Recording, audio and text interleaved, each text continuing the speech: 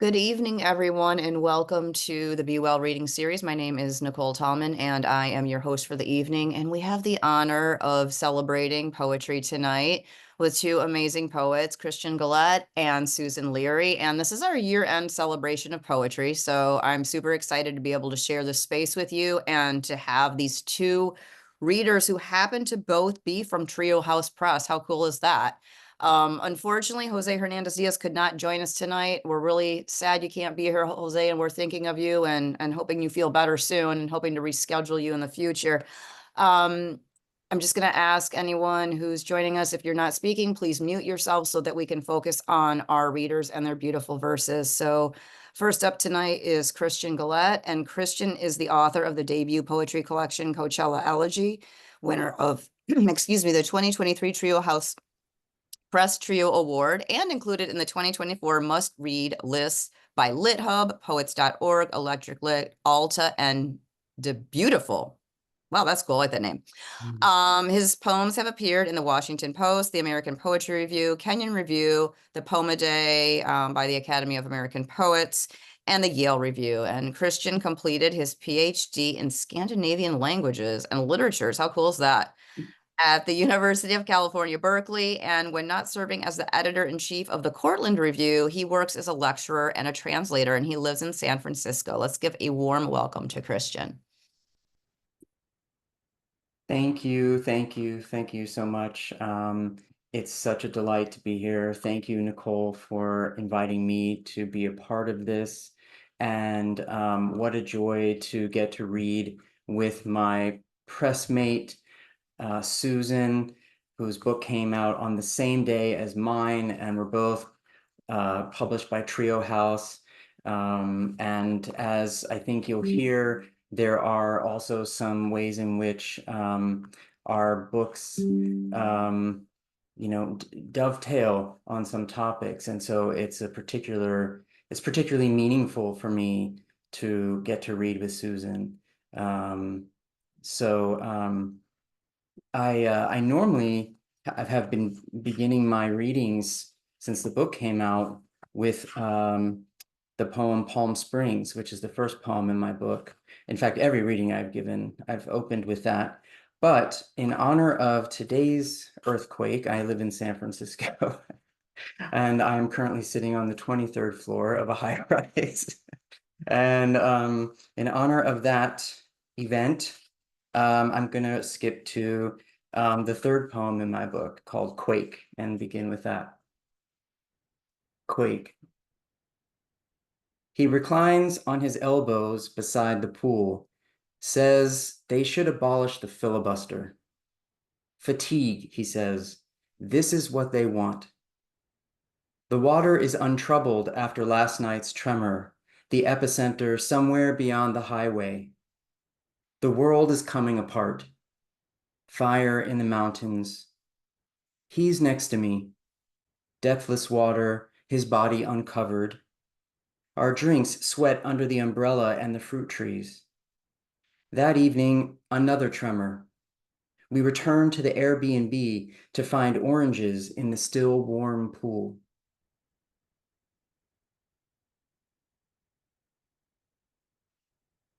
So I also have a lot of poems about Airbnbs. I've been realizing as I've been reading over these months. And if you've ever been to Palm Springs, there's a good chance you've stayed or rented an Airbnb. They're usually mid-century modern type houses, and they have a variety of types of art. I suppose that's the experience at any Airbnb. And that inspired this next poem titled Airbnb Art.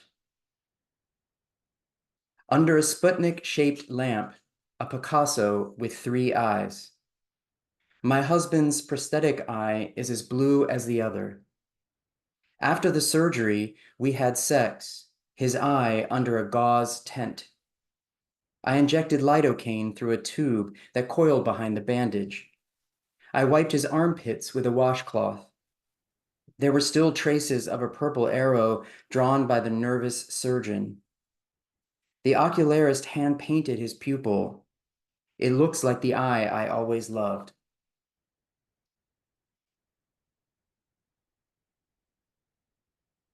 So this next poem is called Mid-Century Modern. Behind glass walls, the host slices limes. I'd follow LA boys anywhere. One kneels poolside with a tray of Jello shots, his shoulders peeling. Desert palms echo in Ray-Bans. Another guy fidgets with the knot in my swimsuit. Without indoors or outdoors, I can invite everything in. By the searing metal ladder, memory is too hot to climb out of. My husband watches from a strip of artificial grass. In the desert, you have big afternoons, not big nights.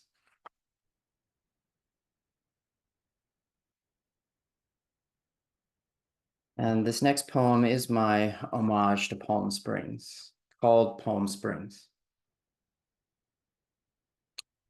We drink Fernet by ironic sculptures under misters that make our bangs damp. It's our anniversary, though that time feels faint. We're searching for a place to escape his diagnosis, laws against gay marriage, our leaky, flat roof. Every Memorial Day and Labor Day, we go to the desert, sometimes also the 4th of July. Palm Springs rewinds things. We almost buy that mid-century chair, proud of our rule that love for it needs to be immediate. At the Parker, a guy with a calf tattoo brings drinks. You can ask for anything here. We toast to another year without cancer.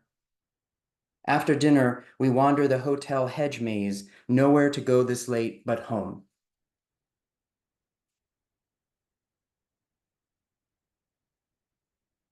So my collection, Coachella Elegy, as you can tell, has a lot of poems about Palm Springs, which is located in the Coachella Valley in Southern California, just outside of LA, a couple hours outside of LA. And I'm going to read the title poem next, Coachella Elegy. And this was actually the first poem I wrote set in the Coachella Valley. And it was during the pandemic. And I had a very different manuscript to this. And only the poems titled Elegy still survive from it. And I was feeling like many people were during the pandemic, scared and trapped and sad, and I decided I would write a poem about a place that gave me happy memories, which was having gone to Palm Springs. And as I sat down to write Coachella Elegy, which was supposed to be a happy elegy, I remembered that what happened when I went to visit the Salton Sea there one day. I'd set a reminder in my phone to remind me that it was the anniversary of my brother's death because I had forgotten the year before. So I set this notification in my phone, and yet again, I was sort of living my life and had forgotten. And as we were driving through the desert past Coachella, the push notification came, and that led to this poem. And frankly, the rest of this book. Coachella Elegy. Somewhere there's music. We drive by Coachella to the Salton Sea, a sea as dead as Salt Lake. My phone buzzes. It's the anniversary of my brother's death. There are no reeds as there are at Cana, and this water will not become wine. Shorebirds drink it, not because they love the world, but because there's a magnet in it. Is that freedom, this wandering? There's a forgotten swing set submerged in this sea. Young people who once swayed on it still exist. Salt, I float in it, wanting to be held up.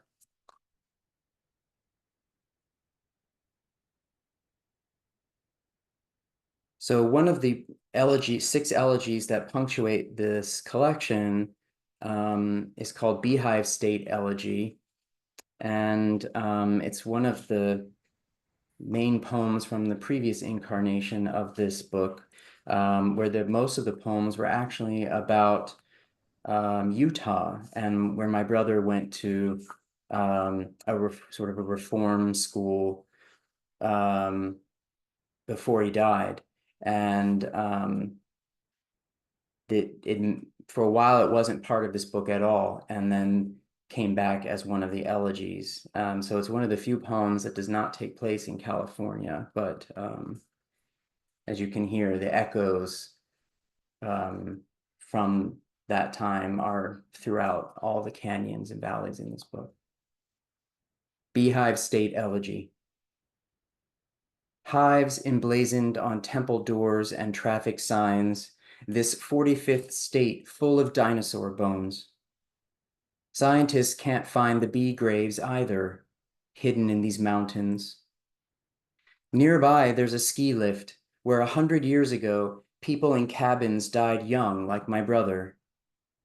We plant flowers in the median strip near the spot he rolled his Jeep while the 7-Eleven cashier watched through bulletproof glass. Only traces of him remain in the desert, small as pollen, which is what they find in mummy stomachs, ice age flowers.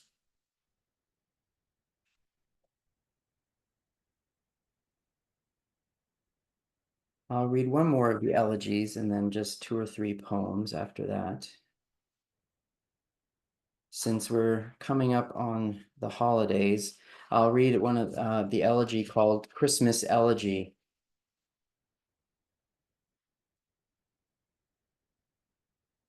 Christmas Elegy. Bound in twine and last on the lot, frozen and tubercular tree against the fence. A makeshift hotel Christmas brought to my brother, unable to leave his reform school for bad behavior. Untied and left to thaw in the tub, the tree burst overnight.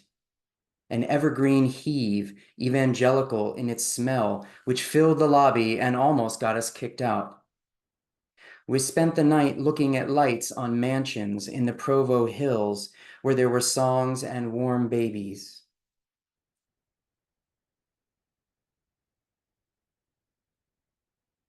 So for these last poems, I'll come back to California and going to read a poem I haven't often read in my readings, but sadly has just become more prescient in some ways. It's called Election Night, and I wrote it about Election Night 2016, and it used to be called Election Night at the Stud, which was a legendary queer bar here in San Francisco, closed recently and reopened in another incarnation, though there was nothing like the original. And this poem is about sort of looking for community that night, and in the aftermath of the election. And sadly, the feelings feel like almost like the day that I wrote it. Election night. On the dance floor, my fingertip traces his infinity tattoo, and I wish more things were uncountable, although cruelty is also endless. A queen takes the stage, steeped in mimosa light, beard glitter dipped, lip syncs, Let the Sunshine In, a song I never realized was about heartbreak. Its buoyant refrain can't save us. In a poster over the bar, Warhol's Marilyn scans the room through antifreeze eyeshadow. The guys look like they're somewhere else too. So I'll read 2 more poems.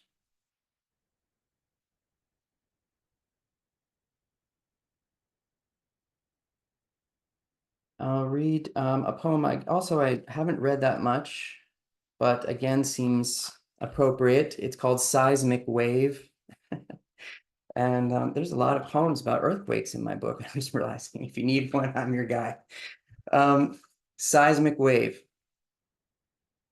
Tonight, I sleep with my cheek on the cool concrete by the black luggage tracks while my summer flu takes hold.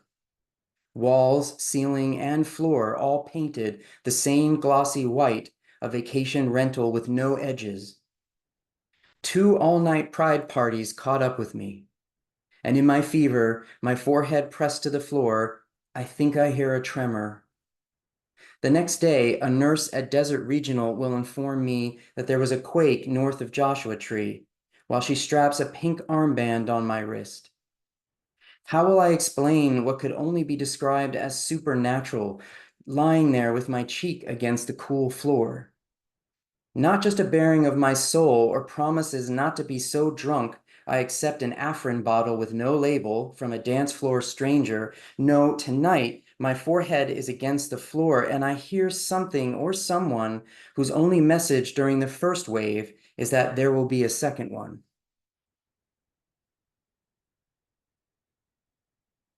And I'll close with the poem Survival, which takes place in LA.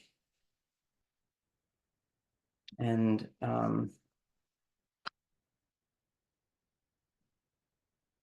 yeah, survival. Under the gilded wooden beams of the throwback lounge, the waiter says the Roosevelt Hotel is haunted. A favorite of Marilyn's, hers is not the only ghost. My cocktail comes with smoke, advertised as classic, like the hotel's neon sign, a landmark. Everything on Sunset is a landmark at least once. The smoke shop that sells Dunhills in the red rectangular box used to be a place people recognized. It's astonishing any of these things last. For our 10th year, we have dinner at the Roosevelt beside the Hockney pool, its blue squiggles hand-painted by the artist, each one recently restored. Thanks so much, everyone.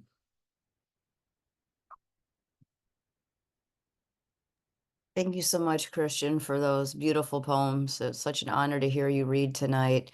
And we have some more people have joined us, so I just want everyone to be aware we have Christian and we have Susan, and I know some of you are also expecting Jose Hernandez Diaz. Unfortunately, Jose couldn't join us tonight, but we're going to reschedule him for another time.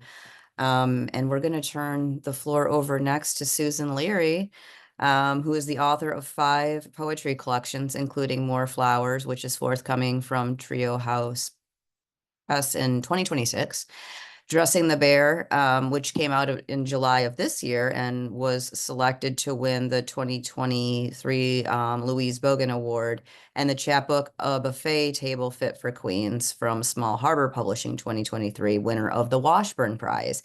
And Susan's poetry has appeared in or is forthcoming in such publications as the Indiana Review, the D'Ode Poetry Journal, Smartish Pace, Crab Creek Review, the Arkansas International, South Dakota Review, and Verse Daily. And she holds an MFA from the University of Miami and lives in Indianapolis, Indiana. Please join me in welcoming Susan Leary. Hey everyone. Thank you, Nicole, for the introduction. And I really want to say thank you for always advocating for poetry and for poets and for gathering us in community tonight. I think it's really fabulous what we do, and so many of us notice it. And Christian, you know I absolutely adore you and I admire your work. I love Coachella Elegy, and to read alongside you is always a real honor for me. So tonight I'm going to be reading from Dressing the Bear, which is a book-length elegy to my brother who died by overdose in 2020. He was 29 years old and one of my 2 very favorite people in this world. And I'm going to begin with the opening poem of the book, which is titled If Elsewhere. If Elsewhere. You startled yourself with your own death as I startled myself with the facts. Nightly, my dreams of you have become grotesque. We stand in the midst of a war zone on opposite sides of a river. I call to you, but you have forgotten your own name. When I wake, I write your epitaph on my left palm and imagine peonies blooming from your chest. I write the tiniest, most unambitious poem to keep you alive, even if you must be alive elsewhere. Believe me, you have failed at nothing, that if you will allow it, across this rush of wild water, I will mouth your name to you, that you might finally leave me. Brother, let me tell you who you are. And my brother was certainly creative and clever and quick-witted, and he always had these one-liners that he'd kind of just come up with near effortlessly from out of nowhere. And so much of the book is trying to preserve his language and his unique wisdom and his voice. And so the next poem I'm going to read, the title of it is a line straight out of my brother's rather humorous 15-year-old mouth. And that line is, only the finest track stars smoke Newports. Only the finest track stars smoke Newports. Or so says my brother, all thinned out muscle and magic trick, sliding onto the back porch with a shit-eating grin.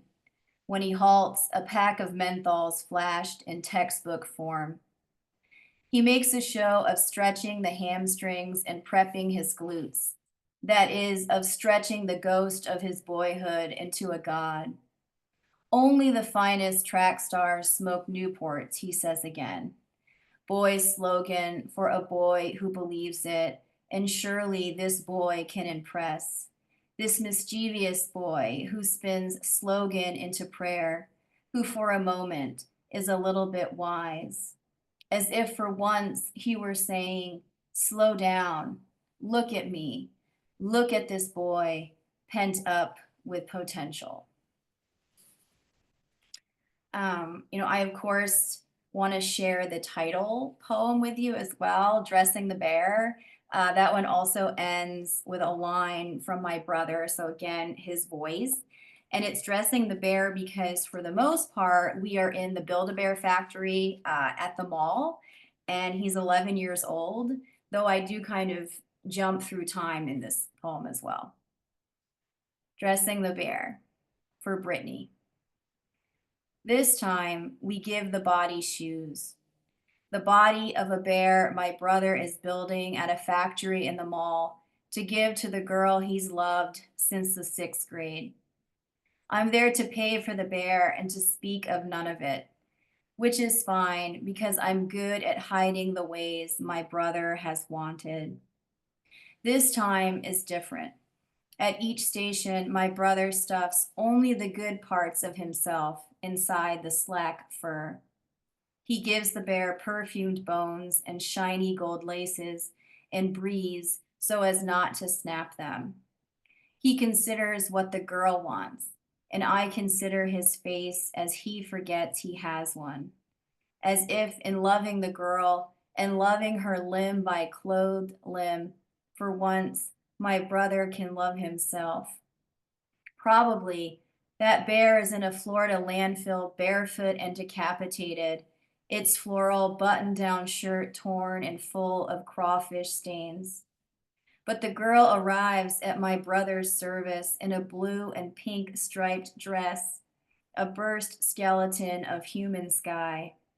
And I remember the air as we exited the mall into the sunset that day, the reddest bomb of a fist before us. Then my brother, with insight delicate enough not to wreck the evening. It's harder to catch the sunrise, he says. You have to really want it. I also want to share a poem that's had a really beautiful life online. And as it's been shared, it's really connected me to other people who've shared like a similar loss. And for that, I'm really, really grateful. And I hope this poem speaks for itself. Clean. I often worried when I got the call I'd be unprepared. But the morning my brother dies, all the good clothes in the house are clean. So I tell myself to get on with it. And later, standing over my brother, I think whoever prepared his body must love what they do, because he looks so clean, cleaner even than when he dozed on the couch mid-afternoons to Hank Williams or Johnny Cash, the fatigue of living wiped from his cheeks. And today, as then, the same stillness stretched across his eyes, the same tiny shovels for thumbs. And when I find the strength to rest a hand atop his, I shake him a little to tell him I wore his favorite dress, summery and sand colored with splotches of blue. And while it seems so symbolic, it's all rather simple. I wear a blue patterned dress because my brother loved the ocean, and because my brother was lonely and broken, he couldn't kick drugs. But I love my brother, and the morning he dies, all the good clothes in the house are clean. So I tell him, clean. Um, Behind every addict is a family, friends, loved ones agonizing over their survival. And that agony is agonizing. That pain is very really unbearable. And it's an interesting kind of love and witness and participation. And I was always asking myself, what do I do with that love? Complicity. The palm reader has commenced her weeping, the lines etched into my brother's skin, fleeing each other at sharp angles. Her attempts to soften them of their panic with her thumb, a fiasco. The boy's future avoiding examination like a pair of striped legs curling back beneath the house that crushed them. Have we not all been crushed by what shelters us? By a sun hauled from the sky and collapsed into rubies, my brother carrying the wreck of it in his hands. With soap and water, I scrub those hands clean. I do the killing. I do what it takes to keep a boy from realizing something inside him has already died. All day, my brother sleeping atop a bed of pine needles and cinder block, his body refusing itself mercy by refusing to lie flat against the earth. Steady now, says the palm reader. Steady now, says the palm. And maybe my brother has tried. Maybe I have too, nodding with his trembling hand in mine each time he says, I don't care about who I could be. I only want more of who I am. Um, when I first started drafting these poems, I was really lucky to be taking a workshop with the great poet and writer Natalie Handel. And at the first session, she kind of asked all of us, hey, what is that one question that you really just can't shake, that's really kind of burning into your heart right now? And I had said, does my brother know he's dead? And I kept kind of bringing in poems on that subject sort of week after week. And she finally asked me very encouragingly, of course, Susan, do you know your brother is dead? And it really kind of stopped me in my tracks, and I had to think about that. And so this next poem is kind of what emerged from those reflections. So, Twisted Threads. I also do love reading this particular poem. Twisted Threads. When we look to God, we mean to look head on at what's in our peripheral vision. But God is tied to the periphery by a taut string. As we glance to the right or left, God moves proportionally out of view. Why, we ask? The better question, how did the string come to be there? When I dream of my brother, we sit side by side in a 1969 Grabber blue Shelby. We talk normal talk, but my brother refuses to face me. As I turn towards him, he turns towards the window. As I turn back to the dash, so does he. We move and sync like this for hours.